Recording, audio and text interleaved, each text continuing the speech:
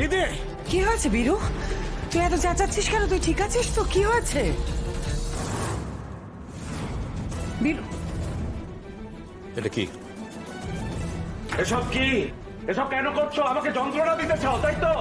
আমি কষ্ট পেলে তোমার ভালো লাগে, তুমি আনন্দ পাও, কি তাই তো?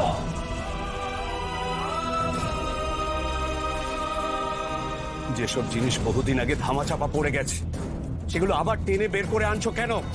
কেন? আসলে তুমি যন্ত্রণা দিয়ে আমাকে মৃত্যুর দিকে ঠেলে দিতে চাও। আমি শেষ নিঃশ্বাস ত্যাগ করা পর্যন্ত তুমি থামবে না, তাই না?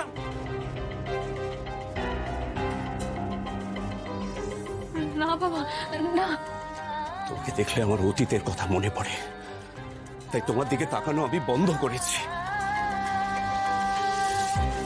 আমি যতবার আমার অতীতটা ভুলতে চাই, তুমি বারবার কিছু না কিছু করে আমার অতীতটাকে আমার চোখের সামনে দাঁড় করাও। কেন? আমি এত বড় শত্রু তোমার হলাম কি করে? শোনো, তুমি যদি আমাকে মেরে ফেলতে চাও একেবারে মেরে ফেলো, আমি বাধা দেব না। কিন্তু এইভাবে প্রতিদিন আমার জীবনে একটু একটু করে স্মৃতির বিষ মিশিয়ে আমাকে মেরো না, দোহাই তোমার। না না বাবা, তুমি এ কথা বলো না, দোহাই তোমার। তুমি আমার জন্মদাতা, আমার পথপ্রদর্শক, আমার জীবনের সব থেকে বড় শিক্ষক তুমি।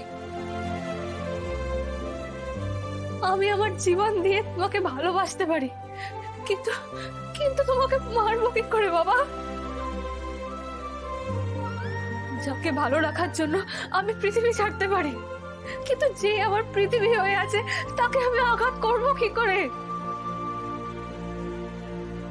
তুমি আমাকে এরকম কথা বলো না বাবা, তোমার ভাই পড়ি আমি।